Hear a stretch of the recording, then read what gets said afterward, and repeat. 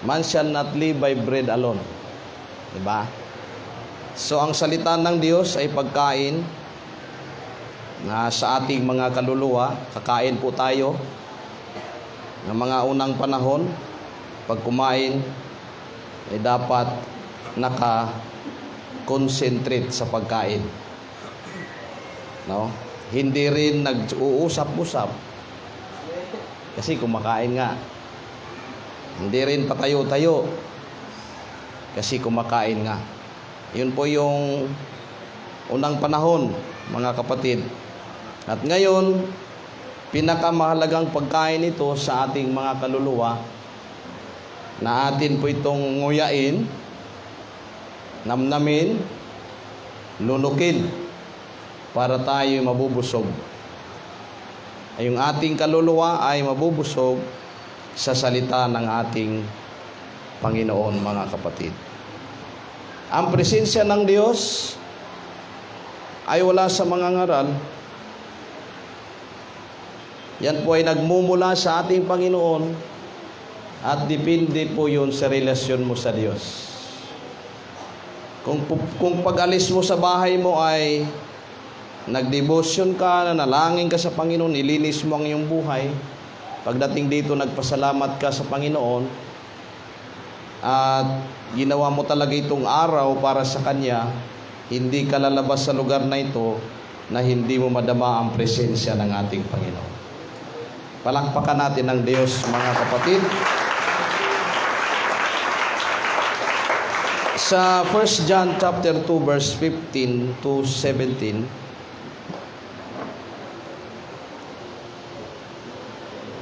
ayan po. Ang sabi diyan,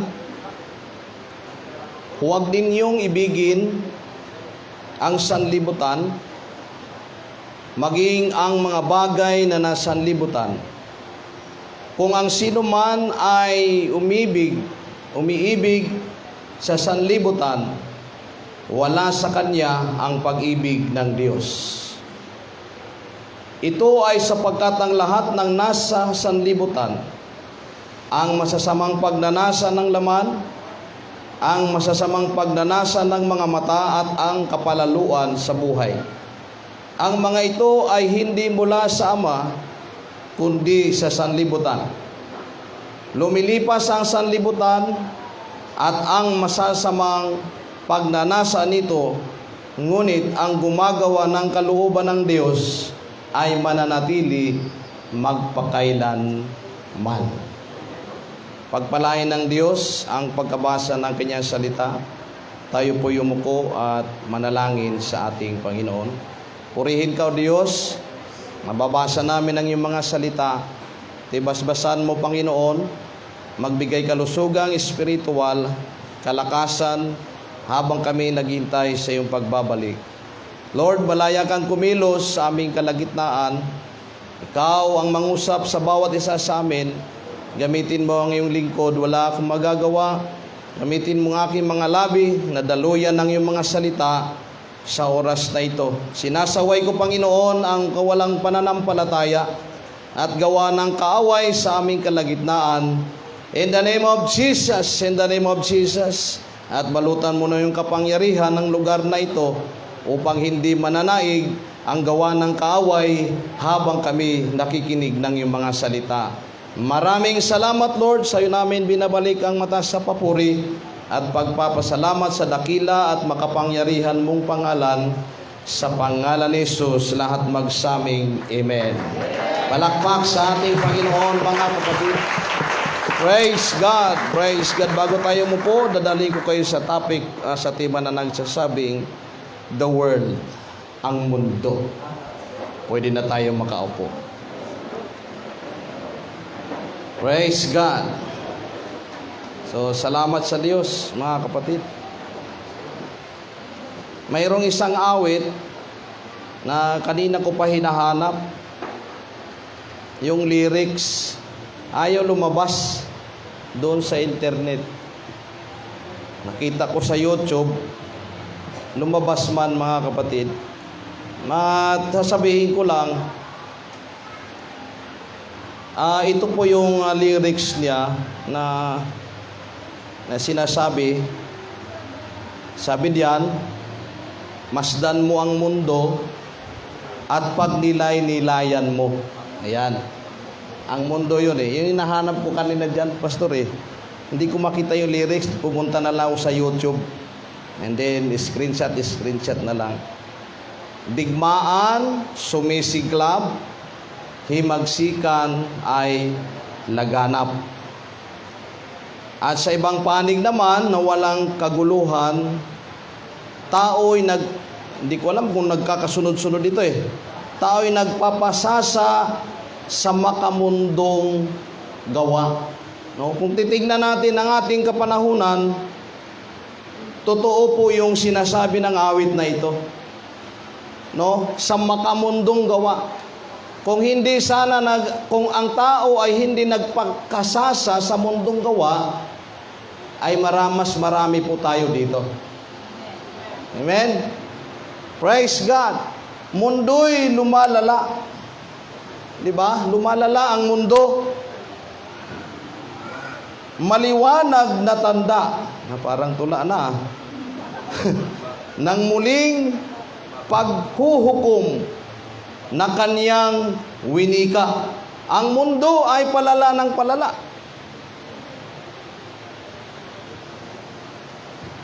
Yun po yung nakikita natin sa mundo. Praise God. At sa iyong pagninilay-nilay, sabi niya, damihin mo ang mensaheng taglay, na tayo'y maging handang naghihintay sa anak ng Diyos na buhay. Kantahin ko sana ito, hindi ko alam kung alam nila eh. At kaya lang, hindi ko na alam yung lyrics, wag na lang.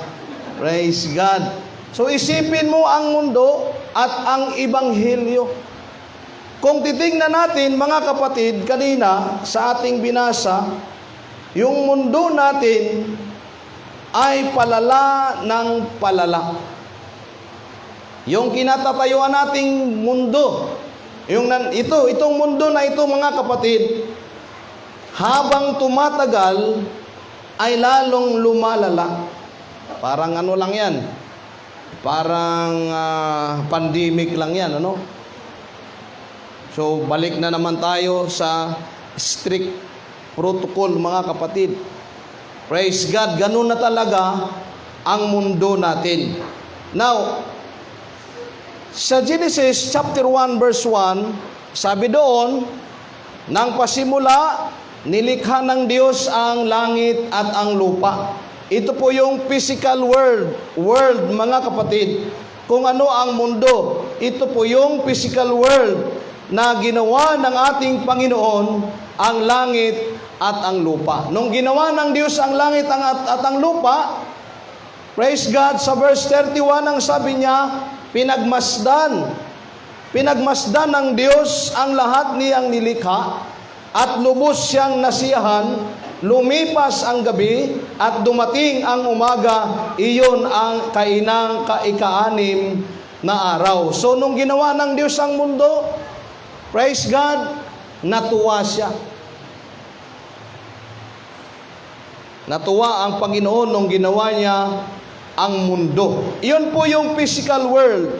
The human world, ang sabi ng John chapter 3, verse 16, sapagkat ganito ang pag-ibig ng Diyos sa mga tao, sa sanlibutan, ibinigay niya ang kanyang bugtong na anak upang ang sino man sumampalataya sa kanya ay hindi mapapahamak, kundi magkaroon ng buhay na walang hanggan. Ganun po kabuti ang Diyos sa bawat isa sa atin. Na hanggang ngayon, hindi pa rin siya nagbabago sa bawat isa. Nandoon pa rin ang pag-ibig ng Diyos sa bawat isa sa atin, mga kapatid. Hindi niya inalis yun. Kahit ang ating mundo ay palala ng palala, kahit ang ating mundo ay kung ano-ano na lamang ang ginagawa, mga kapatid, minsan pinipigilan tayo magpuri sa Diyos, minsan pinipigilan tayo na magsamba sa ating Panginoon. Praise God, yun po ang ating mundo. Pero ang Diyos nagpapatuloy na ipinadama ang kanyang presensya sa bawat isa sa atin, mga kapatid. Palakpakan natin ang ating Panginoon. Binigay niya ang kanyang bugtong na anak. Verse 9 ng 1 John chapter 4 verse 9 to 10, ipinakita ng Diyos ang kanyang pag-ibig sa atin nang isinugo niya ang kanyang kaisa-isang anak dito sa mundo upang sa pamamagitan niya ay magkaroon tayo ng buhay na walang hanggan. Praise God. At ito ang tunay na pag-ibig, hindi tayo ang umiibig sa Diyos, kundi siya ang umiibig sa atin. At sinugo niya ang kanyang anak upang akuin ang ating mga kasalanan mula para sa kapatawaran natin. Ganun kabuti ang Diyos sa ating mga buhay. Napakabuti ng ating Panginoon. Nandito tayo sa mundong ito, na ang mundong ito ay punong-puno ng kasalanan, lumalala ang kasalanan, mga kapatid. Pero salamat sa Diyos, mayroon tayong nakilala natin siya, mga kapatid, na siya ang noon, ngayon, at magpakailanman. Kung ano ang ginawa niyo noon sa kanyang mga alagad, sa kanyang mga anak, yun din ang ginawa ng Diyos sa ating kapanahunan. Praise God, dahil tayo din ay mga anak ng ating Panginoon. Ganon ang Diyos natin, mga kapatid. Grabe, no? Matindi ang Diyos na ating pinaglingkuran. Talagang iniibig tayo ng ating Panginoon, mga kapatid, na kahit tayo minsan ay nagkukulang, minsan nagkakamali sa harapan ng Diyos, nananatili siya sa kanyang mga pangako sa iyo at sa akin. Hindi tayo pinababayaan ng Diyos. Kahit saan tayo pumunta, hindi tayo pinapabayaan ng Diyos. What the world is, in Ephesians chapter 2 verse 1 to 2, noong una, itinuring kayong mga patay ng Diyos dahil sa mga pagsuway ninyo at mga kasalanan. Namuhay kayong gaya ng mga taong makamundo. Nung una, hindi pa tayo nakakilala sa Panginoon. Nung una, hindi pa natin alam kung ano ang gagawin natin sa harapan ng ating Panginoon. Nung una, wala tayong kaalam-alam sa paglilingkod sa Diyos. Nung una, hindi natin alam kung ano ang ating gagawin. Pero salamat sa mga taong ginamit para sa atin. Ginamit sila sa atin, pang-aralan tayo ng salita ng ating Panginoon. Praise God, kahit tayo ay masuway noon, mga kapatid, namumuhay. Sabi dito, namumuhay kayong gaya ng mga taong makamundo. Sakop kayo noon ng kapangyarihan ni Satanas. Ganun ang buhay natin noon. No? Anin nyo pala, kasi ako, inborn po ako. Pero, ganun pa rin hindi naman, kahit inborn, hindi pwedeng magkukulang sa Diyos. Nagkukulang pa rin. We are not perfect. No? Sakop kayo noon ng kapangyarihan ni Satanas. Sino yan? Ang hari ng mga espiritong naghahari sa mundo. Ayan po yung naghahari sa mundo, mga kapatid. Praise God. Ano pa? At siya rin ang espiritong kumikilos. Take note, kumikilos sa puso ng mga taong ayaw sumunod sa Diyos. Grabe, ano? Ganon tayo noon. Yun ang nagpukontrol sa atin. Ganon kayo noon, na habang binabible studyhan kayo ni pastor, nagyayamid-yamid lang imong naong. Ay, ano ba? Yung bang nagaganyon ka lang, isnab ka lang sa salita ng Panginoon. Habang nangangaral yung mga ngaral, habang nangangaral yung mga worker, habang nangangaral yung mga kaibigan mo, pinangaralan ka, parang wala lang sa'yo. Ganon ka ba noon, Brother Roden? Mabait ka. Salamat naman sa Panginoon. Di ba? Ganon ang attitude natin noon. Ganon ang attitude ng tao nung hindi pa nakakilala sa Diyos. Bakit? Sakop kasi siya ng hari ng mundo. na walang iba, yung si Satanas, mga kapatid, espiritong kumikilos sa puso ng mga taong ayaw sumunod sa Diyos. Mabuti na lang na sa katagalan, pinagtiyagaan tayo ng mga ngaral, pinagtiyagaan tayo ng kaibigan natin, pinagtiyagaan tayo ng ating magulang, pinagtiyagaan tayo ng ating kapatid. Salamat sa ating Panginoon dahil mayroong nagtiyaga sa atin na tayo'y inalis doon sa pagkagapos ng kaaway sa ating mga buhay. Ang mundo, mga kapatid, what the world is the world of sin. Ito po, ang sanlibutan ay kasalanan po ito, mga kapatid. Nandito po ang kasalanan sa sanlibutan ito. Nandito po ang lahat ng mga gagawin ng mga taong ayaw sumunod sa ating Panginoon. Yun po ang mundo na ating pinag-uusapan, mga kapatid. Ang mundong ito, kung hindi tayo maging tapat, kung hindi tayo maging sincero, kung hindi tayo magkaroon ng talagang makapokus tayo sa ating Panginoon, kaya kang buwalin ng mundong ito. Ito ang mundo talaga eh. Kaya lalo na ngayon, mundo'y lumalala, maliwanag na tanda. Problema, kapag nagapos ka nun, sa muling paghuhukom. Diba? Kapag nagapos ka at nadala ka ng mundong ito, pagdating sa harapan ng Diyos, hindi ka nakabangon pagdating ng Panginoon, huhukman tayo ng ating Panginoon. Kaya nga, kung nakasakay ka na sa jeep, huwag ka nang bumaba para makarating ka doon sa paruroonan mo. Dahil kapag hindi ka nakasakay, nag-abang ka ng jeep, kapag bumaba ka, and then nag-abang ka ng jeep, bumara ka ng jeep, na busy ka, hindi ka nakasakay, ang sabi ng mga Japanese, wakasakay. Wakasakay. Wakasakay. Pag sumakay ka na, tuloy lang para makarating doon sa paruroonan.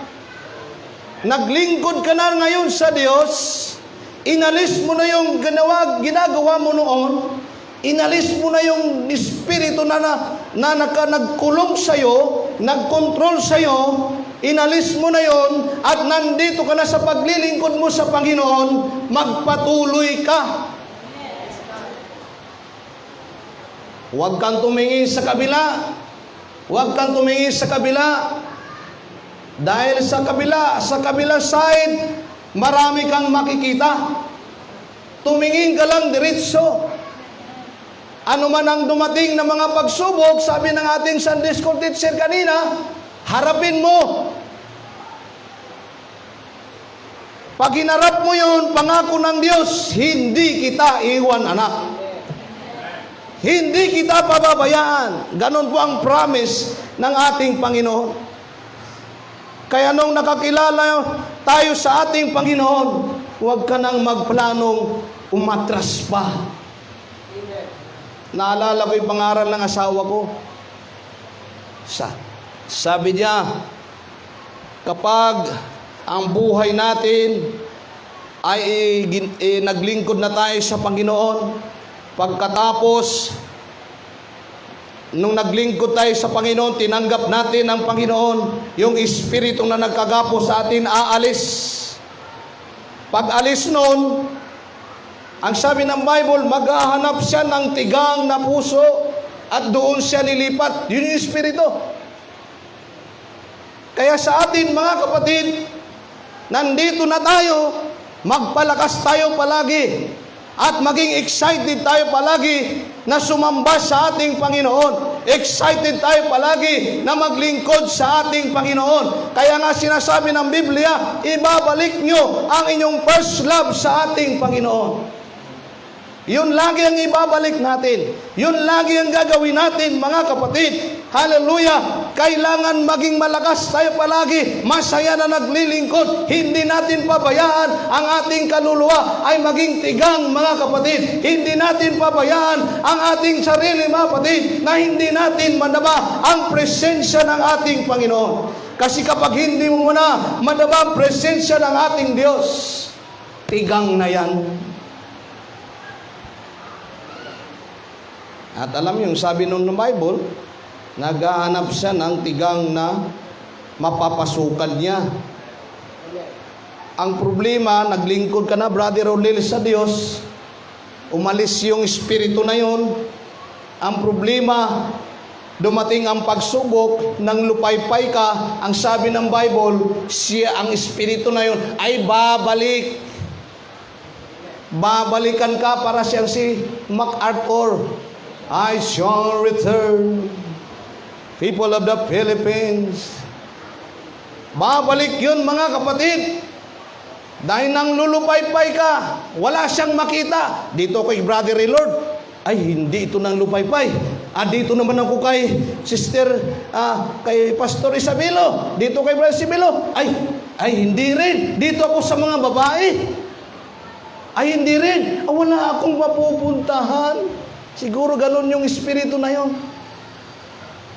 Wala akong masisilungan. Parang ano na yun Babalik sa'yo kung saan siya nagmula. At sa kanyang pagbabalik, pag nakita ka na tigang, papasok uli sa'yo yan at magdala pa ng 7. Isipin mo yan. Kaya yung nagbabackslide, grabe ang hirap ng buhay. Kaya ayaw kong mag-backslide. Lagi kong hinihingi sa aking Panginoon, Lord, huwag mong iparana sa akin yan. Ang sabi naman ng Panginoon, hindi mo maranasan yan kung ikay mananatili sa akin. Praise God, hindi mo maranasan yan. Hindi darating sa iyo yan kung ikay laging excited sa pagsamba mo sa akin. Kung ikay ay nagpapatuloy sa paglilingkod mo sa akin. Hindi natin maranasan yan, mga kapatid. Kailanman hindi makabalik ang espiritu na yan. Praise God, kapag nakabalik ang espiritu na yan, ang sabi ng ating, ang sabi ng sinabi ko kanina, ang mundo ay lumalala. At grabe na ang gawa ng sanlibutan. Palakpakan natin ang Diyos.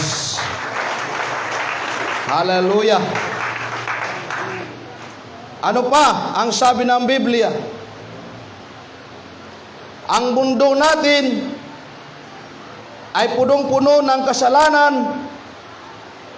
At ang mundo na ito, mga kapatid, ay nakokontrol ng dyablo.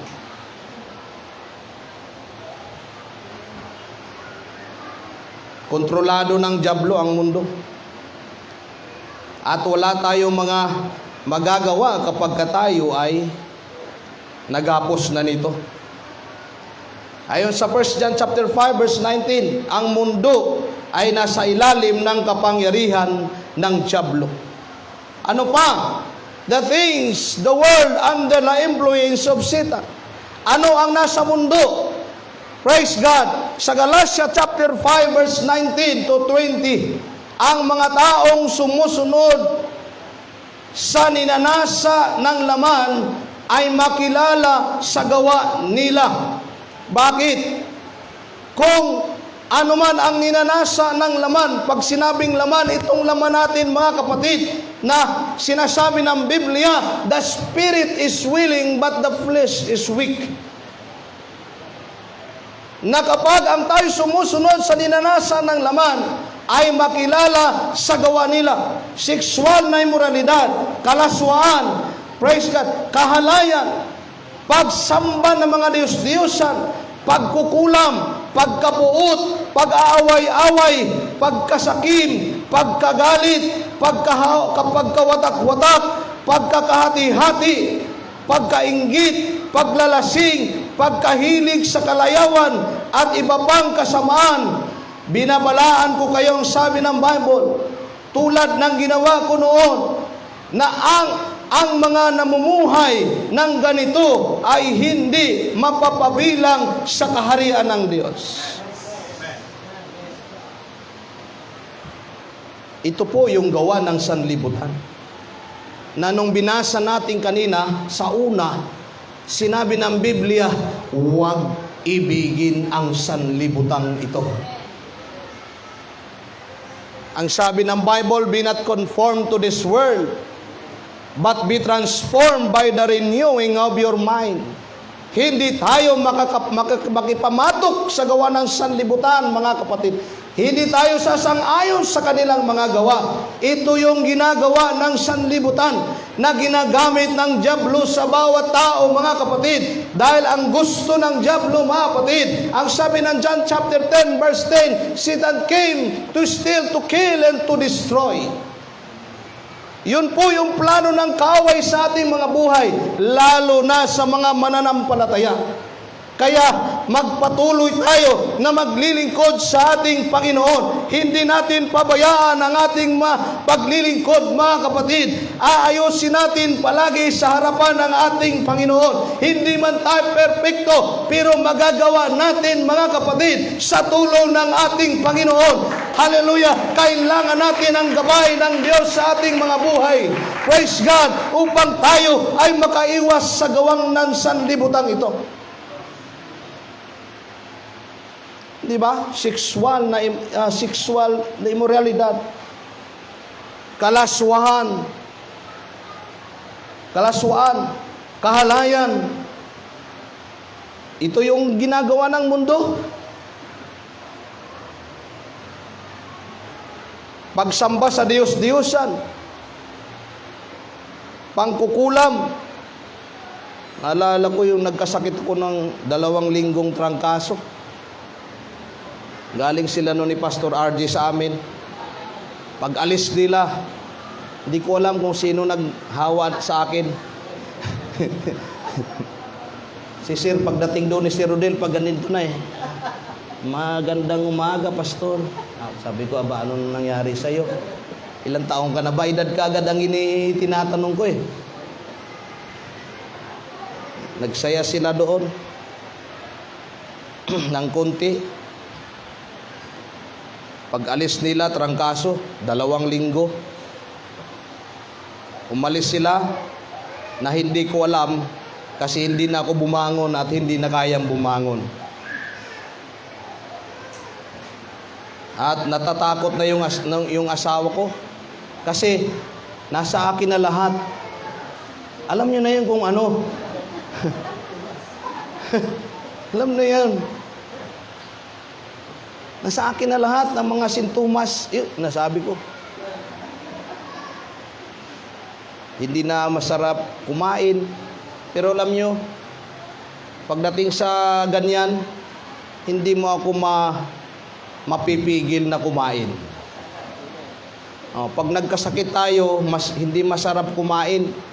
Pero sa akin, kahit mapait pa yan, kahit walang lasa yan, kakainin ko yan. At kapag ako'y nagkasakit, gusto ko na isda na sinabawan na mayroon talbos o dahon ng alugbati. Kasi may lasa yun Malasa talaga. At yun yung nalalasahan ko. Kain. Kahit may sakit, kain. Marami ng gamot na iniinom.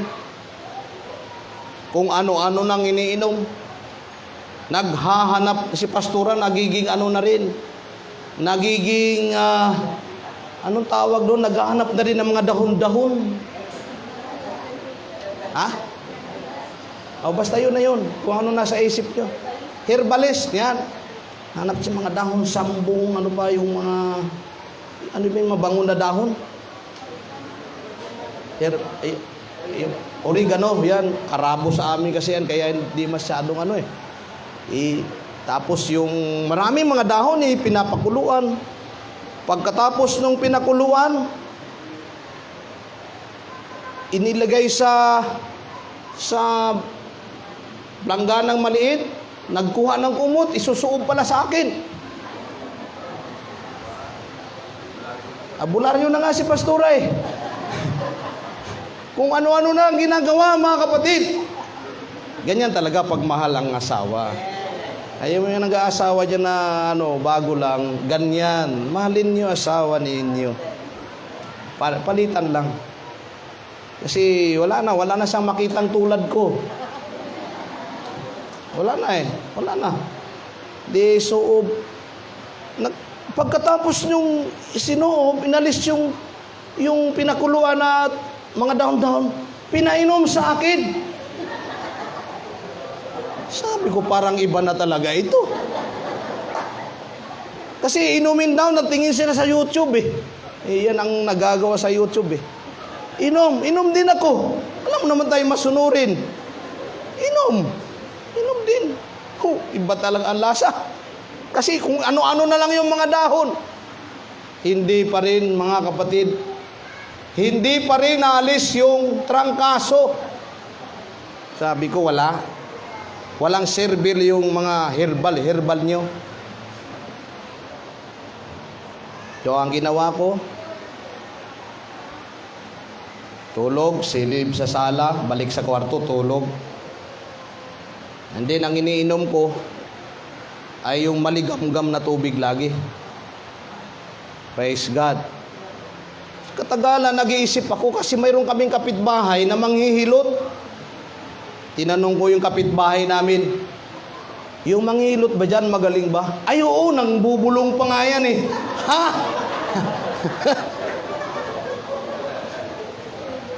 Magtatalo yung aming espiritu nito, yung kapangyarihan namin nito pagka ako'y pumunta roon. Sabi ko, mayroon daw mga dyan, manghihilot. Kaya lang, baka bubulungan niya ako. Baka kung ano na lang mag-orasyon, di ba? Yun yung bubulong eh. Baka sabihin niya, asibuko pursali, asibuko pursali. Asibuko pursali. Yun yung mga dasal nila, yung, kung di mo maintindihan eh. Yung pala, asibuko pursil lang. Isibuko pursali. Yung pala, asibuko pursil. Talaga naman niluluko lang tayo. Sabi ko, hindi na. Mayroon akong Diyos. Kaya yung mga sabi dito, may mga mananampalataya. Alam nyo ba na mayroon ding, hindi ko alam kung bakit, may mga mananampalataya, lumalapit pa rin doon sa mga albularyo eh. Huwag yun. Kasi mas makapangyarihan ang Diyos na ating pinaglingkuran. Parang wala ka naman tiwala sa Panginoon kung yun ang ginagawa mo. Di ba? Sabi ko, mas makapangyarihan ang Diyos ko. Sabi nga nung awit namin, ang Diyos ko'y malaki, malakas at makapangyarihan. Walang bagay na hindi niya magawa. Tinagalog ko lang kasi Bisaya yun eh. Yung kanta eh. No? Malakas, makapangyarihan, kaya niyang gawin, mga kapatid. Grabe na naman ang lagnat ko. Sabi ko, ito talaga. Pagka ako pumunta sa center at sa hospital, sigurado. Mayaman pa naman ako. Alam niyo yung mga mayayaman, yun ang unang inaano. Alam niyo na, ay mayaman. Pagtanong pa lang, sino yan? Pangalan yan? Don. Yung tunay, Ronald. O di Don Ronald, Galinato, mayaman. Sabi ko, wag na. Hindi tayo pupunta doon sa pa-check up na yan. Manalangin tayo sa Diyos. Ang mundo'y ibang ginagawa. Kaya sinabi ng Bible, wag tayo makiayon doon. Dito tayo sa Panginoon, mga kapatid. Hallelujah. Kayang-kayang gawin ng Panginoon. Ano man ang ating mga pangangailangan. Sakit ng ulo, lagnat mataas, mga kapatid, ang ginagawa ko, punta ko sa kwarto, nilak ko yung pinto, nag-aawit na lang ako sa Panginoon. Sige, awit sa Panginoon, wala, sige, tuloy-tuloy. Tuloy-tuloy ng awit, pagpupuri sa ating Panginoon. Mga kapatid, kung ang isip mo nakasentro sa Diyos, nakapokus sa Diyos, kikilos ang Diyos sa buhay mo. Praise God, nung nagtutuloy-tuloy ang aking pagpupuri sa Panginoon, sabi ko kasi, Panginoon, linggo na naman, hindi na naman ako mga pangaral. Pagalingin mo, Panginoon. Kaya nag-awit na lang, mga kapatid, pagdadama mo ang presensya ng Diyos, nagsasalita ka ng iba't ibang wika, aalis kung anumang klaseng karamdaman na nasa iyo. Bakit? Nandun ang kapangyarihan ng Diyos, mga kapatid. Kaya sinasabi ko sa inyo kanina, ang revival, ang presensya ng Diyos, hindi galing sa mga ngaral, kundi depende yan sa relasyon mo sa ating Panginoon. Praise God! Kung magandang relasyon mo sa Diyos ngayon, kung maayos ka sa harapan ng Diyos, nilinis mo ang buhay mo sa harapan ng Panginoon, kikilos ang Diyos sa buhay mo, ipapadama ng Diyos ang kanyang presensya at puspusit ka ng kanyang banal na Espiritu Santo. At yun ang kailangan natin, lalo na sa ating kapanahunan ngayon. Lumalala ang mundo. Marami ng kalayawan, maraming kasalanan, mga kapatid. Praise God. Sabi dito, pagsamba sa Diyos, Diyosan, pangkukulam, pagkapuot, maraming ganyan. Pag-aaway-away, maraming ganyan. Pagkasakit, maraming ganyan, mga kapatid. Pagkagalit, pagkakawatak-watak, pagkakahati-hati, pagkainggit, maraming ganyan. Yung mainggitin, nainggit sa akin, wapo talaga yan. Kakainggit yan Hindi magpabilo ka. Pagkainggit, paglalasing, maraming ganyan. Naalala ko yung paglalasing. Pag-iinom. Masarap daw yung alak, pero kapag ininom, nasisira yung mukha. Paano maging masarap yun? Diyan. Ay, sarap. Sarap talaga. Pero nasira yung mukha. Banayad. Di ba? Sabi ko, bakit kaya ganon? Masarap daw, pero nasira ang mukha. Di ba? Pag masarap, sarap. Pero yung nasira ang mukha mo na halos hindi mo malunok. Pailing-iling ka pa. Di ba? Ganon kayo noon. No, yung mga hindi inborn, ganun kayo noon. Umiinom din kayo ng ganyan. Salamat sa Panginoon. Nahuli kayo. Salamat sa Diyos na bahagian kayo. Kasi kung hindi, baka wala ka ng baga ngayon. Baka mayroon ka ng sa atay ngayon. Di ba? Mapatunayan. Ang alak ay, sabi nila, nagbibigay ng kamatsuhan. Ano pa? Kapugian. Mayroon kaming kapitbahay, hindi naman kapitbahay. Laging lasing. Nakaupo lagi doon sa may waiting seat sa kanto ng aming ng highway. Bukog na. Buto-buto na. Paano nila malagay doon sa billboard na matso daw? Pag uminom ng Red Horse, matso, malakas pa. Pero yung kapitbahay na nakikita ko, buto na lang. At siguro isang langaw na lang ang nakalimot pumirma, kaya buhay pa. Iyon po ang nagawa ng paglalasing. Kaya salamat sa Diyos. Nakalaya tayo doon. Nakalaya ang bawat isa. Gawa po yan ng sanlibutan. Sinisira ng sanlibutan. Sinisira ng espiritu ng sanlibutan. Yung naghari sa sanlibutan ito, sinisira ang ating buhay. Kaya napakabuti ng Diyos. Talagang sabi nung isang young people bagong convert lang, pati talagang kumilos ang Diyos sa kanya. Sabi niya, napakabuti ng Panginoon. Kaya lang mayroong dugtong sa dulo. Hanip ka talaga, Lord. Siyempre sa sobrang saya niya ba? Ganun baga ang mundo? Na kung sa sobrang sayaon, kung ano-ano na lang masasabi. Na-express niya yun, mga kapatid. Pero nasa isip niya, maganda yun. Sa kanyang sinasabi niya para sa Panginoon. Ganon din sa atin. Hindi nagkulang ang Diyos. Inalis tayo doon sa sanlibutan ito. Inalis tayo sa mga gawa ng sanlibutan. At ginaguide tayo, mga kapatid, upang maglingkod ng tapat sa Kanya. Palakpakan natin ang Diyos, mga kapatid. Hallelujah! Pagkahilig sa kalayawan.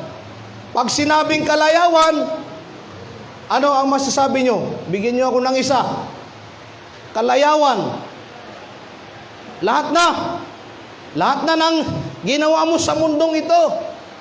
Naranasan mo na kung Kung ano yung masaya ka, ginagawa mo, di ba, Brother Isabelo? O, doon ka masaya. Nung una, talagang hari ka doon sa ano, di ba? Sa dalahigan. Kung anong ginagawa mo noon, ginagawa mo yun kasi masaya ka. Pero salamat sa Diyos, naalis ka doon. Yung iba naman ang kalayawan na ginagawa. Busy sa mundo. Yung mga hindi naabutan ng millennial, yung bago mag-millennial, mapatid, nung kapanahon na namin, ang ginagawang kalayawan sa probinsya, kung may bailihan, kung may sayawan, sige, punta. Sayaw kung sayaw. Breakdance kung breakdance. Tumambling, back-tumbling, harap tumbling. Kasi may back, di may harap tumbling. May pagilid-gilid pa. Kaliwa kanan. Ginagawa mo yun doon sa loob ng sayawan. Sa dancing hall. Di ba? Sa amin, dancing hall tawag doon. Grabe. Pero salamat sa Diyos, binago tayo ng Panginoon. Inalis tayo doon sa mundo na yon. Sa makamundong gawain, mga kapatid, na hindi kalooban ng Diyos. Narito tayo ngayon sa Panginoon. Praise God. Kaya lang minsan nasubrahan naman tayo. Naglingkod na tayo. Kailangan seryoso tayo palagi. Pag nagpuri sa Panginoon, hallelujah. Naalala ko yung people namin, nagsung leader, bago lang siya nagsung leader. Sabi niya, malayang sumayaw. Sabi ng mga kapatiran, tinitingnan, may sakit ako, nasa likod ako. Ano? Malayang sumayaw? Hindi naman sinabi ng sung leader na malayang ngumiti. Di malayang sumayaw. Hirap na yung sung leader at bago lang. First time niya mag-sung leader. Sabi ng mga kapatiran, siguro natuwa doon sa kanya. Praise God. Nandito tayo sa sanlibutan, sa mundo, sa Panginoon. Naalis tayo sa makarbundong ginagawa. Praise God. Pero kapag nagpuri tayo sa Panginoon, ibigay mo naman ang pagpupuri mo sa Diyos ng tama, ng tunay, at ng totoo. Ibinigay na nga ng Diyos sa iyo lahat eh. Ibinigay sa atin lahat kung anong kailangan natin. Buhay at kalakasan, 100% ibinigay ng Diyos sa atin, mga kapatid. Pero kapag nagpuri tayo sa Panginoon, ano yung kinanta natin kanina? O sige, iba na lang, di ko memorize, bago lang eh. Bago kong nakita yun. Biyaya niya, ano ba? Biyaya, ano ba yan? Mahal na mahal kita, Panginoon. Mahal na mahal kita, Panginoon. Oh, kailan may di kita ipagpapalit, pagkat sa piling mo'y lagi. Mahal na mahal kita, Panginoon. Ano yun? Nasa cellphone yung lyrics? Ang tagal na ng kanta nun. Nagli-lyrics ka pa. Trabaho lang ha. Walang personalan. Pero totoo. Sa sanlibutan noon, ang lakas mong kumimbot. Talagang bigay tudo ka. Pero sa Panginoon, 1 gramo lang ang binigay mo.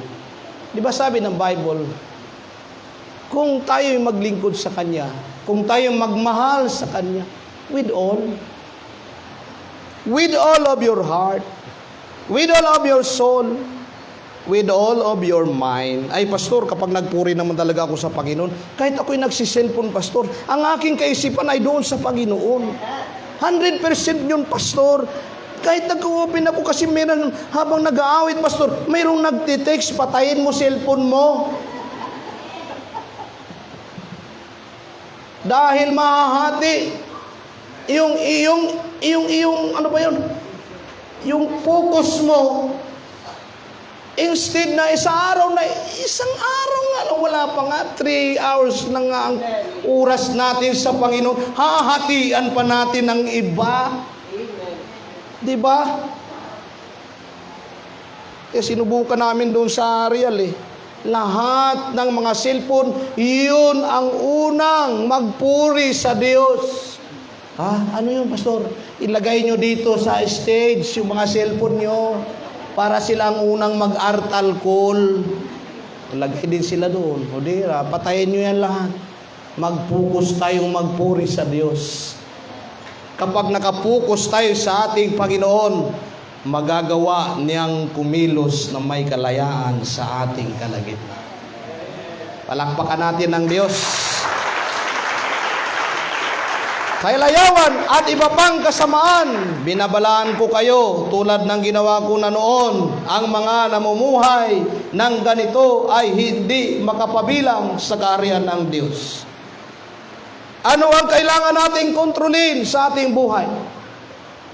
Matthew chapter 5 verse 28. Ngunit sinabi ko sa inyo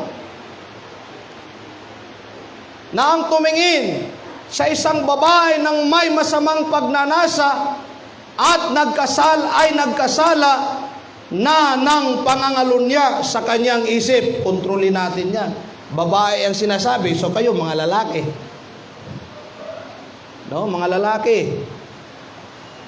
Kontrolin yan. Ano ang gagawin para makontrol?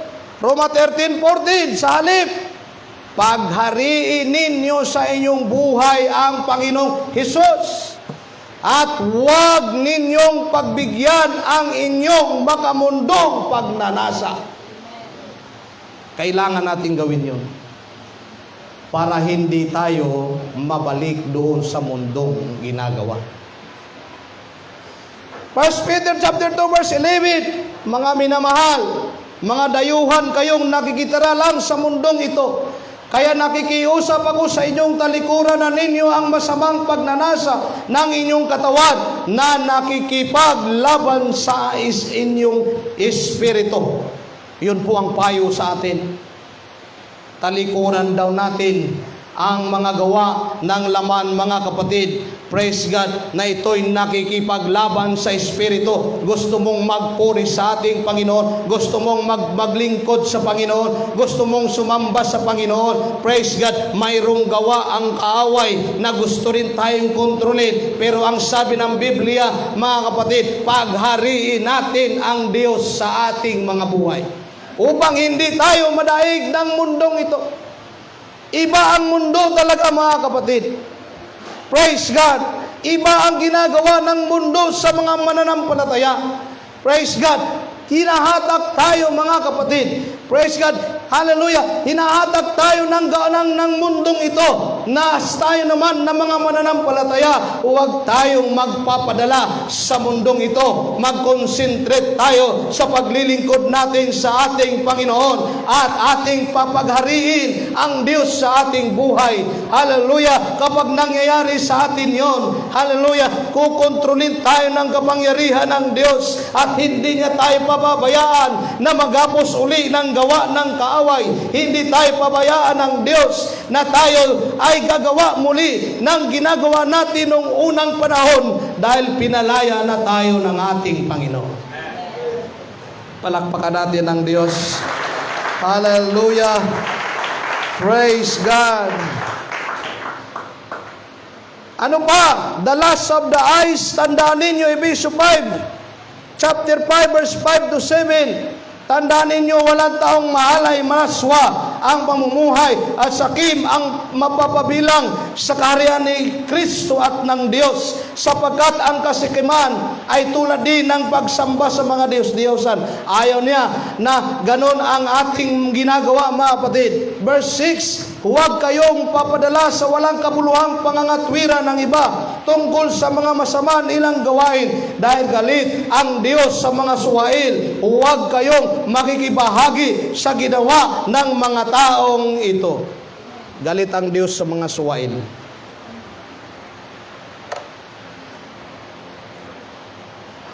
No? Sana hindi tayo mga suwail. Mga young people, sana hindi tayo suwail sa magulang natin. Nasabi ko lagi doon sa Real, pupunta kayo dito sa church, magsasaya kayo dito, maganda yan. Pero kung dito nyo lang pinapakita yan, mabait kayo dito, kung dami ng tagahugas ng plato sa bahay, katapos kain sila na naghugas, sila na nagluluto. Sabi ko, very good kayo. Pero sana hindi nyo lang yan ginawa dito. Sana mas ginawa nyo yan sa tahanan nyo. Kung ang magulang nyo ay hindi paligtas, pag ginawa nyo yun, yung anak ko, mula nang pumasok dyan sa simbahan na yan, nagbago na yung buhay. Ganun naman talaga eh. Nung tayo naglingkod sa Panginoon, nabago na yung buhay natin. Hindi, yung iba lumalala patuloy. Naging matigas ang ulo. Praise God, pumunta sa simbahan. Kung anong ginagawa doon, okay naman pagdating sa simbahan. Pero pagdating sa bahay, galit yung nanay. Bakit walang ginagawa? Punta lang sa bahay nila, matulog, kumain. Ang pangalan sa kanya ay katuga, tulog, kain, gala. Yot, karamihan yan sa mga young people. Sana wala dito yan. Suwail. Sana wala dito yan.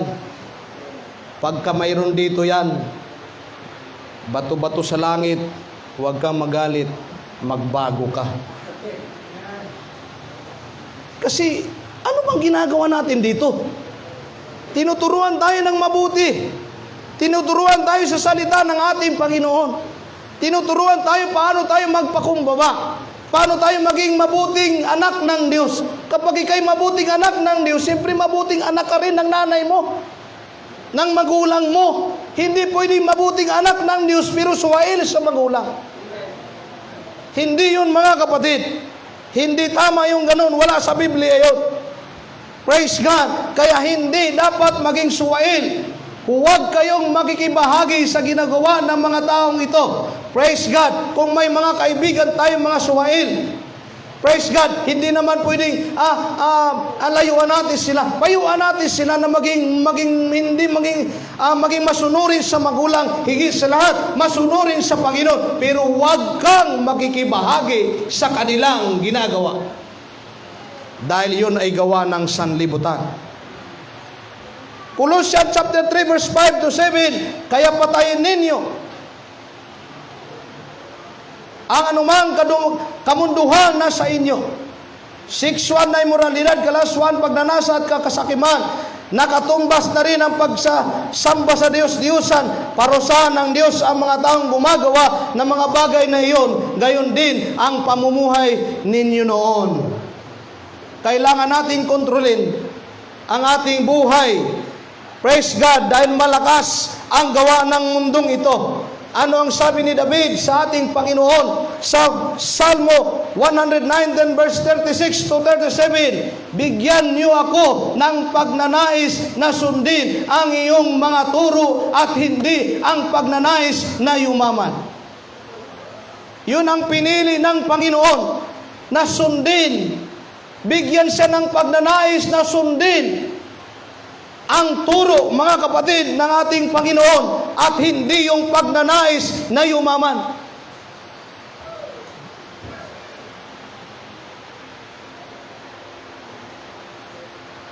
Dahil alam nyo ba,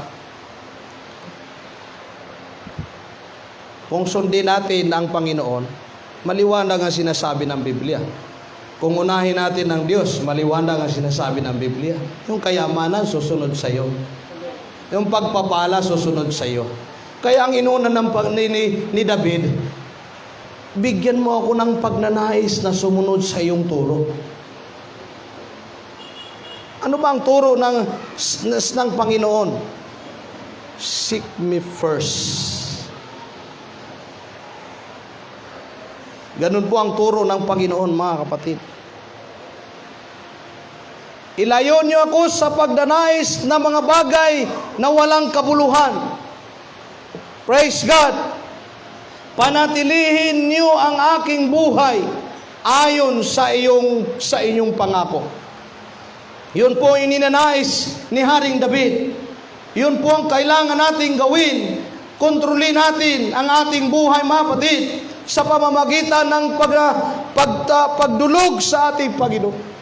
Sa pamamagitan ng pagtawag natin sa Diyos. Sa pamamagitan ng gabay ng ating Diyos. Singin natin ang gabay ng ating Panginoon habang tayo nabubuhay sa mundong ito, nakatayo sa mundong ito, na ang mundong ito ay punong-puno ng kasalanan. Hingi natin ang gabay ng Diyos sa atin, mga kapatid, upang hindi tayo mapapahamak at hindi tayo makabalik doon sa mga makamagundong gawa, mga kapatid.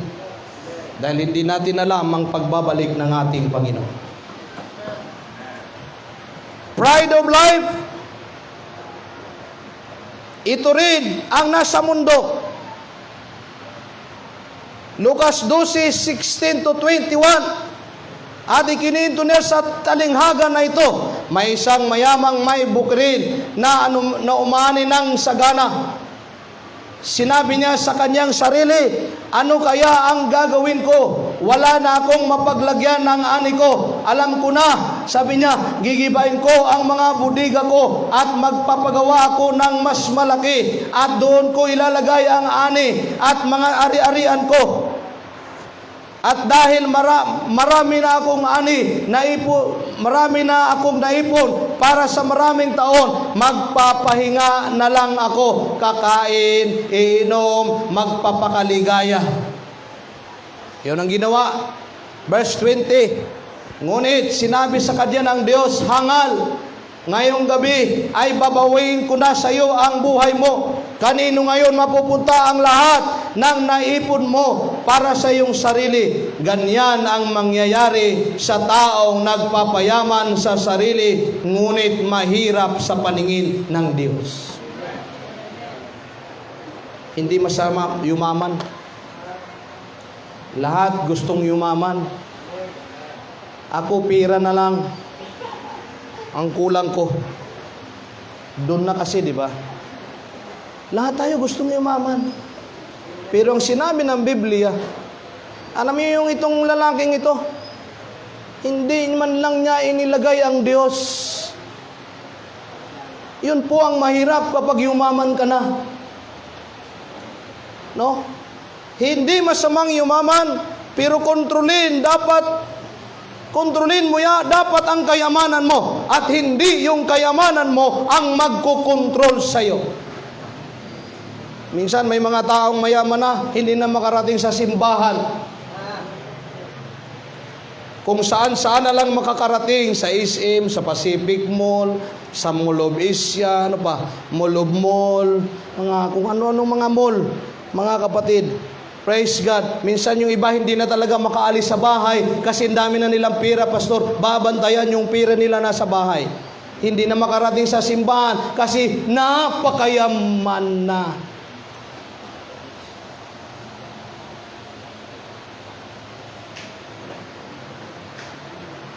Walang masama kapag yumaman. Huwag mo lang akong kalimutan. Walang masama kapag marami kang pira. Huwag mo lang kalimutan ng Diyos. At maglingkod ka pa rin ng tapat sa Panginoon. No? Nasabi ko doon sa mga young people. Kayong mga yan, kasi maraming young people sa amin. Kayong mga young people, alam ko, gusto nyong yumaman. Pero sasabihin ko sa inyo ngayon, walang masamang yumaman. Walang masama magpayaman. Pero, kapag yumaman ka na, huwag mong kalimutan na yung kayamanan mo ay hindi makarating sa iyo kung wala ang Diyos. Nakatapos kayo sa pag-aaral nyo, huwag nyo muna tubagin yung mga pag-girlfriend, boyfriend nyo. Sabi ko sa kanila, magtapos kayo sa pag-aaral nyo, hindi ko kayo ikakasal hanggat hindi kayo nakatapos. Magpakasal kayo sa iba.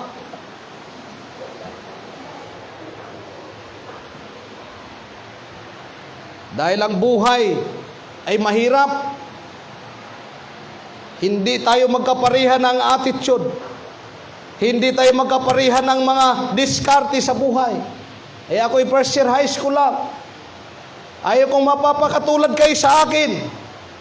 Walang nagpapaaral, gustong mag-aral. Yung iba naman maraming magpaaral, ayaw mag-aral. Sino pa yung gusto dyan ng magpaaral at ayaw ng anak nyo? Ako na lang paaralin nyo.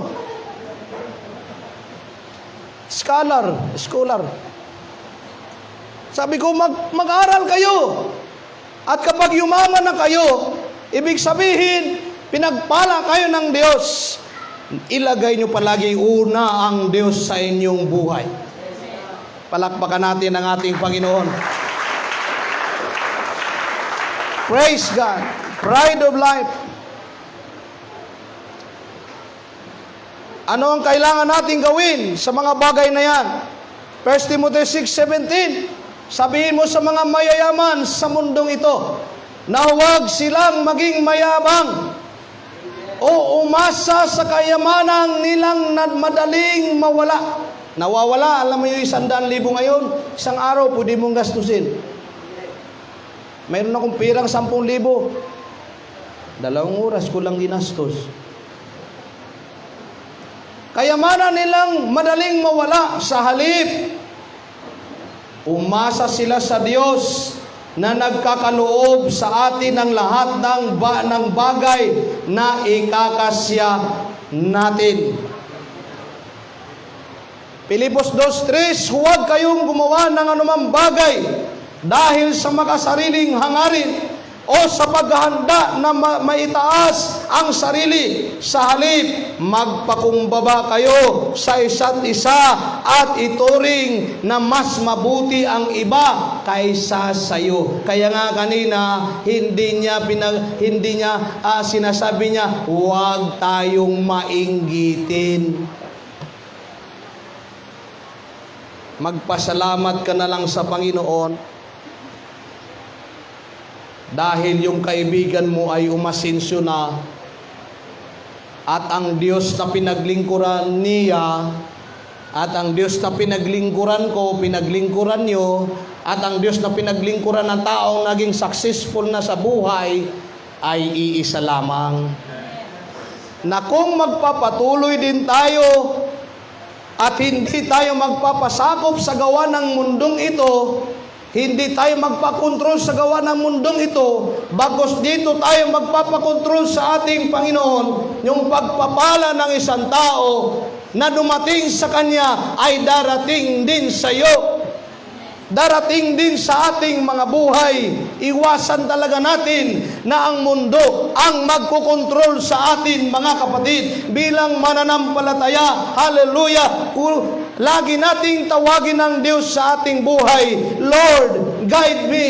Bakit? Malakas ang hatak ng kaaway. Mundo ay lumalala, sumasama, mga kapatid. Kaya ang dapat nating gawin, mga kapatid, magpakontrol sa ating Panginoon. Wala tayong ibang malalapitan kundi ang Panginoon lamang. Wala tayong ibang mapupuntahan at matatawag, mga kapatid, kundi ang Panginoon lamang. At Siya ang nangako sa atin, call unto me and I will answer thee. Yun po ang Diyos natin, mga kapatid. At huwag tayong magkaroon ng ibang sinasamba, ibang pinaglingkuran. Hallelujah! Siya lamang, mga kapatid. Dahil sabi ng Biblia, no man serve two master.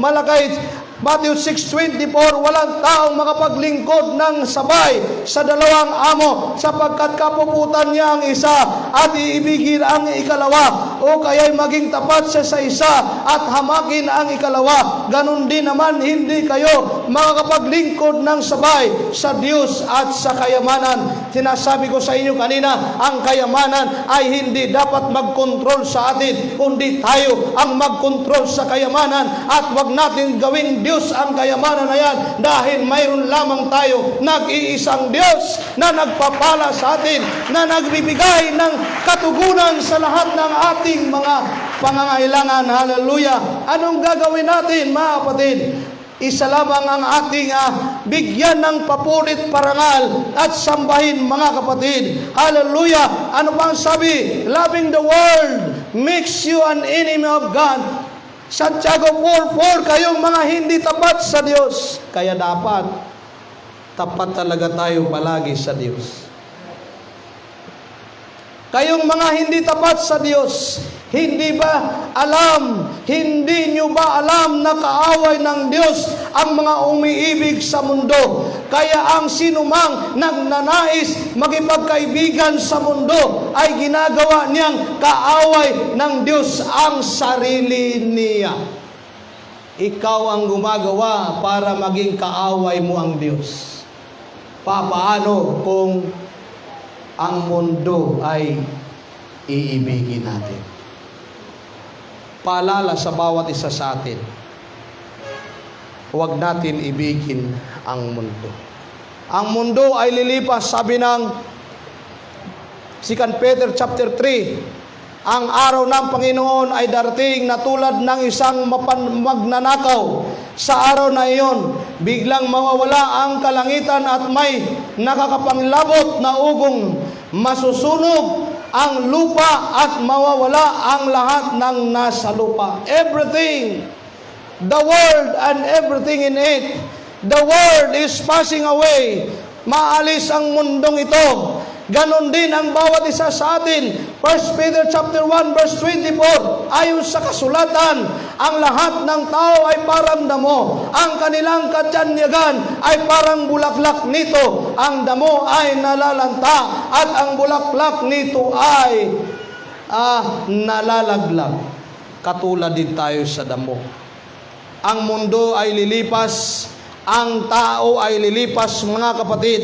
Praise God, hindi tayo mananatili sa mundong ito. Anong gagawin natin? Ang sabi ng Santiago, makinig kayo sa akin. Kayong nagsasabi, ngayon o bukas pupunta kami sa isang bayan, mamalagi kami roon ng isang taon, magninegosyo at kikita ng malaki. Sa katunayan, hindi nyo alam kung ano ang mangyayari sa inyo bukas, sapagkat ang buhay ay parang hamog na lilitaw ng sandali at mawawala pagkatapos nito. Hindi natin alam bukas. At hindi natin alam ang pagdating ng ating Panginoon. Pero alam natin kung ano ang gagawin natin habang tayo naghihintay sa ating Panginoon. Alam natin kung ano ang gagawin natin bilang mananampalataya habang tayo ay nabubuhay sa mundong ito. Na hindi tayo pwedeng makipamatok sa sanlibutan, na hindi natin pwedeng gawin ang gawa ng sanlibutan, na kailangan natin doon tayo sa Panginoon, magpakontrol tayo sa Diyos, hallelujah, sa Kanyang mga salita, upang sa pagdating ng ating Panginoon, sasalubong tayo sa Diyos. Iyon ang inihintay ng mga tao. Iyon ang inihintay natin, mga kapatid. Ang kailangan natin gawin, mga kapatid, lahat na kapag ginawa natin ang mga bagay na kalooban ng Diyos, mga kapatid. Ang sabi ng Mateo 7:21, marami ang tumatawag sa akin ng Panginoon, pero hindi ito nangangahulugan na makapasok sila sa kaharian ng langit. Ang mga tao lang na sumusunod sa kalooban ng aking Ama na nasa langit ang mapapabilang sa Kaniyang kaharian. Salamat sa Diyos. Salamat sa Kanyang mga salita na laging itinuturo sa atin na sundin palagi ang kalooban ng ating Panginoon. Dahil kapag sinunod daw natin ang kalooban ng Diyos, ang sabi ng Bible, siya ay mapapabilang sa Kanyang kaharian. Ano ba?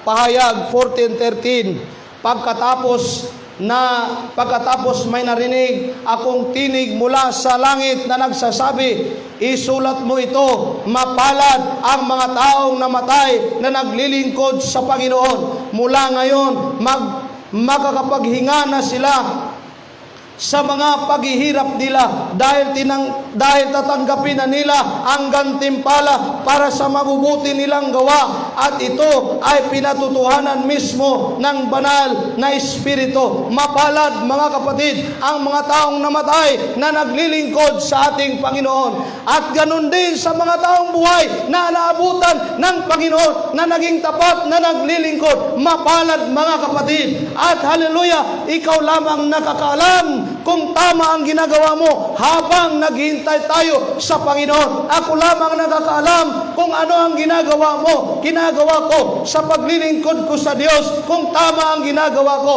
Pero ang sabi ng Bible, mapalad ang mga namamatay, haleluya, taong namatay na naglilingkod sa Panginoon. Mula ngayon, makapaghinga na sila ng mga paghihirap nila, haleluya, nakapagpahinga na sila. Tayo na mga buhay, nandito pa rin tayo, sinasalubong pa rin natin ang mga problema at pagsubok, pero tawagin lamang natin ang Diyos hanggang sa kanyang pagbabalik. Mananatili ka, harapin mo ang lahat, haleluya, at manatili ka sa Diyos ng tapat mga kapatid sa iyong paglilingkod. Pagdating ng Diyos, babaguhin ka ng Diyos, sasalubong ka rin sa Kanya. At yun ang gusto natin. Huwag tayong mainip sa paghihintay natin sa Panginoon. Haleluya, magpakatatag tayo, magpakatapat. May promise ang Diyos sa bawat isa sa atin. Pinakahuli, Matthew 16:26, ano ba ang mapapala ng tao kung mapapasa kanya man ang lahat ng biyaya sa mundo, pero mapapahamak naman ang kanyang buhay? May babayad ba siya para mabawi niya ang kanyang buhay? Wala na. Kaya anong gagawin natin? Magpatuloy. Huwag bumalik sa dating nagawa ng mundo. Gawin natin, praise God, ang ginagawa natin na malugod ang Diyos sa ating ginagawa. Palakpakan natin ang Diyos, mga tayo po ito bayo. Ito lang ang aking masasabi sa inyo. Patuloy, gawin natin kalooban ng Diyos sa ating mga buhay. Mga young people, magkatatag kayo. Babae, lalaki, magpagamit kayo sa Panginoon. Kung ang mga magulang nyo hindi pa nadala sa Diyos, pagsikapan nyo na madala nyo sa Panginoon.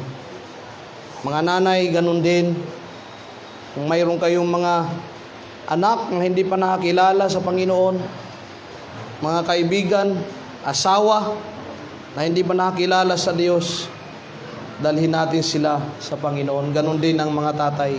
Bawat isa sa atin, magpatuloy ang magtapat sa Diyos, gawin ang kalooban ng Diyos sa ating mga buhay, at huwag na natin balikan yung mga bagay na hindi kalooban ng ating Panginoon. Pastor?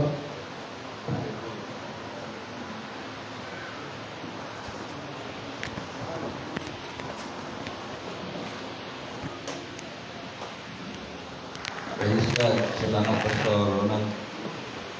Papuri sa Panginoon.